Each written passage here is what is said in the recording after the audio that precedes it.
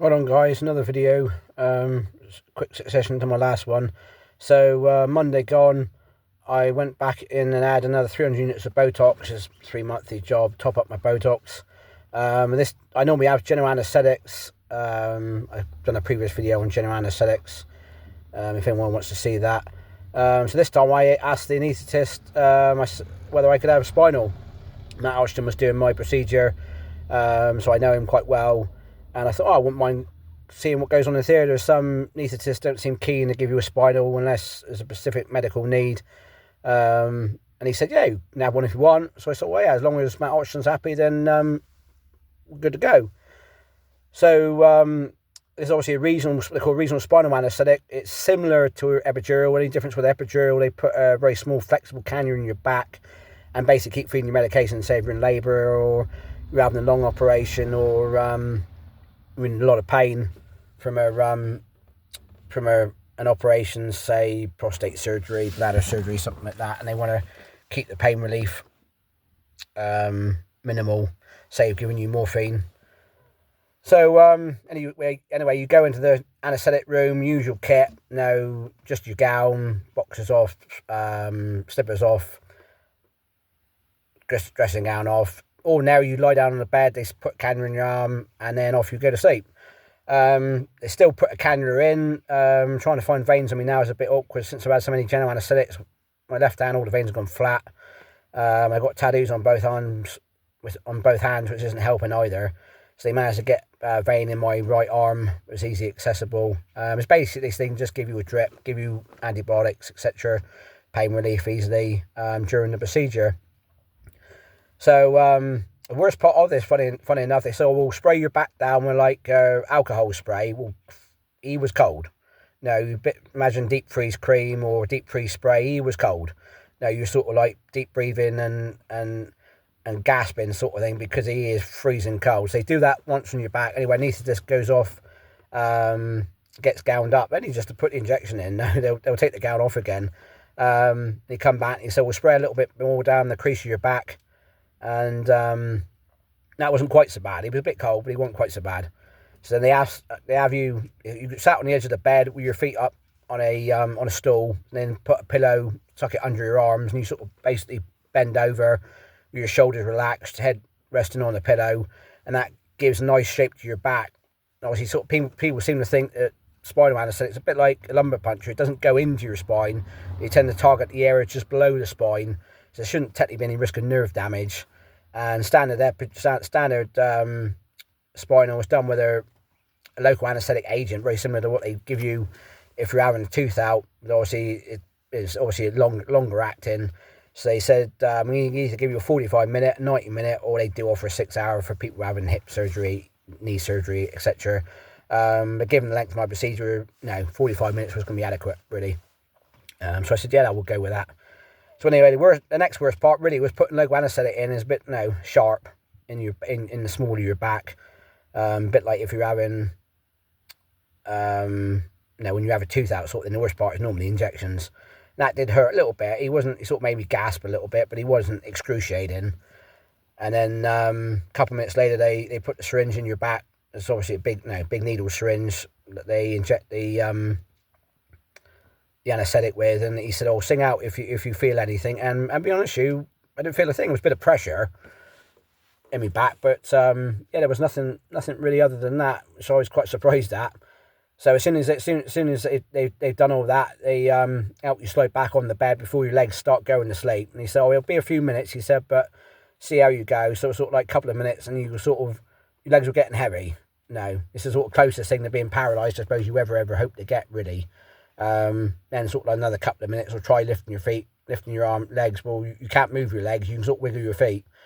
And they sort of then do a cold test. I assume it's a plate of some description, and they'll stick that up your legs and up your side and sort of feel how far the anaesthetic's gone. I think it generally goes up past the navel, under the rib cage, with the how far the anaesthetic goes up. So you're well covered. And they check that on both sides. And obviously once they're happy and you're happy that you can't feel nothing. I'll say can't feel nothing, so you can't feel any pain. I won't say you can't feel sensations, but you can't feel the pain, which is obviously the whole point. So then they roll you into theatre. There's quite a few more people than I expected, really, sort of thing. No, there was a registrar in there with Matt Hodgson, and you got the circulating nurse, you got the scrub nurse, there's obviously the anaesthetic nurse with the anaesthetist. So I think there was about 7 of them. So you can't get any less undignified having something done in theatre, because you have something done in clinic, you'll see the urologist and the urology nurse, and that's it. Within theatre sort of thing, no, you've always going to have a lot of staff, and there's not a lot you can do about that, whether you're having a C-section or whether you're having something gynecological done or something urological done. There's not a lot of dignity in it, really, at the end of the day. But most people are asleep, so you don't know anything at this point. So anyway, down at West Cornwall, they leave you in your bed. They have what they call surgical beds, and it's got like a jigsaw piece in the end which comes out, which leaves an opening below the genitals. And then, because the end of the bed is gone, they can then put stirrups and put legs up. So down West Cornwall, you get left in your bed. So in this case, you were slid across from the bed onto the operating table, which is obviously equipped with stirrups, sort of thing. And again, it's a bit being shoved around because obviously you can't feel nothing below your rib cage, so you can't do nothing to help move yourself. So it's the old, like you see on 24 Hours in A&E or in the operating theatre or all the surgical programs, sort of thing. They tip you one side, slide a board underneath you, tip you back the other way, and slide you across between. No, I'm not a lightweight either. No, I'm about 14 stone. So no, there's a lot of me when I can't move myself. So anyway, they get you onto the operating table, and obviously up till this point, all your dignity's well preserved. You've got covers over you. They asked me if I was feeling cold. Funny enough, I was actually feeling quite warm. Normally you go into the anaesthetic room and think, oh, it's chilly, like, no, but I was quite comfortable, really. So anyway, next minute, they do all the checks again in the theatre, sort of thing. Obviously some can be done with me because I'm obviously weight, whereas normally I would be out with a pipe breathing tube connected to me. Next minute your legs are up in stirrups. I think I would imagine they kept the cloth cover draped down between my legs at this point. I couldn't feel nothing, so I could have been on exposure to the world, but I would think that they were quite clever. They pulled the towel down between my legs. Well, they put my legs up. You see your legs up in the stirrup thinking, are they my legs? Because you can't feel nothing at all. It's a very, very strange sensation. I said I certainly wouldn't want to be paralysed, because obviously you've got that sensation permanently. And you can't feel your genitals, you can't feel nothing. It's a very strange sensation. So obviously, they next thing, obviously the towels worked out the way. They wipe you down with alcohol. Some of the urologists use betadine, so you always know when they've done that, because when you wake up, you're brown, sort of from sort of below your navel down to sort of like your mid thigh. But there's not really a need to do that. A bit different if they're doing incisions, but it's just a scope at the end of the day. Most you would get in clinic with a flexi scope, you'd have your bell end wiped off with an anaesthetic wipe, and that'd be it, sort of thing. So you could feel a tingling sensation from the alcohol, and that's most you could describe. And next minute they put the drape on. Obviously other hospitals differently, but for urology they seem to have an all-in-one drape. So basically you got 2 legs, a cut out obviously for the genitals, a piece that tucks under your bum, and then obviously a long tail on the top, which obviously in cases they would clip up across the patient. With me, they just tucked it back over my chest, and you obviously lying on your back, so it isn't like you can sit up and watch at the end of the day. Most I got to see of how I was looking down below was when they switched the scope on before they put the scope inside me. You sort of see your tackle hanging through the sterile drape. But you are covered up for as much time as physically possible at the end of the day. Now your dignity is preserved as much as it can be preserved with urological procedures. And obviously then in goes the scope, and I had a screen alongside me that was exactly the same as what their registrar was looking at, and you can see them doing the injections. And I think about 20 minutes, half an hour, it was all over, sort of thing. They dropped the cover back down between them, took the drapes off, drop the towel back between my legs, put the legs back down, and obviously the same process again, roll you back onto the bed, and then you're off to recovery. And simple as that. And yeah, about half an hour, he said he's hardly worth being knocked out, because at the end of the day, he would take longer for you to wake up than what he'd take for the procedure. But yeah, he was interested to see what goes on in there. I'm not sure I would have another spinal. Certainly not unless it was necessary, or they say, well, hang on a minute, you're having too many general anaesthetics a year. But I wouldn't know. Put it this way. They said, look, no, we prefer you to have a spinal. I wouldn't be averse to having a spinal. And you're always sort of wondering, is everything going to wake up sort of thing? And it was slow. No, it took about an hour and you could sort of start rocking your legs, but you couldn't lift them. Then sort of another half an hour and you could sort of lift your legs in the middle, but you couldn't feel your toes. And no, you still couldn't feel your genitals sort of thing, which is a bit of a strange sensation. And I thought, well, I'm going to have to put a cath in as long as I can, because obviously I can't pee normally. You see from my previous videos, I can only self-catheterize. So I thought, well, I don't really want to be cathing if I can't feel nothing, because it's always that risk you might damage something that you wouldn't normally do if you could feel anything. And I sort of I've been in recovery, I don't know, hour and a half, something like that. They were struggling to find a bed, so I'd had a mug of hot chocolate. It's typical case up Treliska, unfortunately, sort of thing. They know you're coming in for day case. They know you've got to have a bed, but it's always fighting for beds. At least when you go down West Cornwall, it's a surgical ward. They've got 6 beds for the day, and as long as you can go home again at the end of the day, that's it. But Treliska is always fight for beds, which is a bit of a pain, really. So I was in recovery longer than I probably would have been.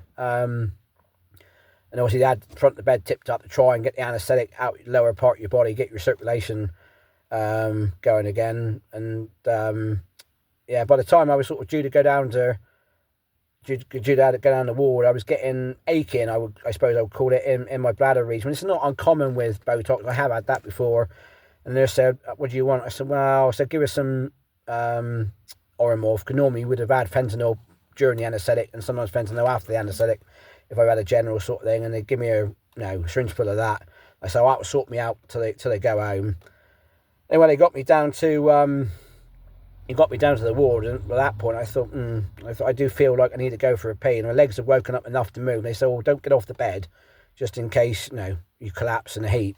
So I thought, managed to lean over the side of the bed and go for a pee. Well, I must have, no wonder I was in discomfort. I probably passed 400 or 500 mils, which is a lot for me even asleep, really. Might have been some remnant of fluid in the bladder. Normally a pee after a scope normally tends to be a bigger one than what they are subsequently after. But this was I was quite surprised, really, sort of thing. I nearly half filled a bottle, about litre bottle, so must have passed all the 400 or 500. I felt much better afterwards, thinking, oh no, Christ, no wonder I was in discomfort, really. So anyway, sort of thing, you're left sandwiches, drinks, all the usual stuff you get after general anaesthetic sort of thing. Obviously I'd fasted on the basis I was going to have a general anaesthetic. They always recommend you do fast anyway, even if you're planning to have a spinal, on the basis that if anything happens in terms of actually you've got to have a general, you fasted. So it's always better to err on the side of caution. It's a pain because you're starving and you won't have a lot to drink, but it's always better that somebody might change their mind and say, well, no, we'd rather you have a general, but if you haven't fasted, then you're stuck. So it's always better to follow the fasting instructions, even if you agreed that you are going to have spinal anaesthetic. And then by the time I went home, I cathed a couple of times. Tackle were woken up. They were happy with all the sensation in my legs. Everything had come back to normal sort of thing. It's not like I always thought it was going to be a bit unpleasant sensation. End of the day, you end up sitting on your leg funny, your arm funny, sort of thing. It goes dead, and then it really hurts when it wakes up again. But this is much slower.